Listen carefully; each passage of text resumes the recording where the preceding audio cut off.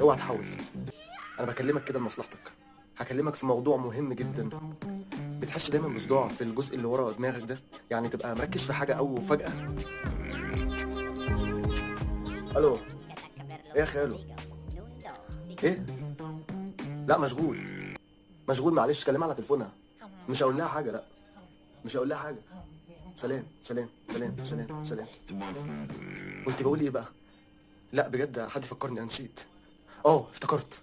كنت بقول انك ساعات بتحس كده في ان في مشكله في عينك من الحته دي كده. لا لا لا لا، دماغك، لا. مش فاكر. الو. ايه يا خالته؟ هي عملت حاجه طيب؟ مطلوبه دوليا؟ عليها فلوس طيب؟ طب بتتصلوا بيا ليه؟ ما تكلموها على تليفونها يا جدعان. مشغول. في اجتماع. في اجتماع والله. كلميها على موبايلها.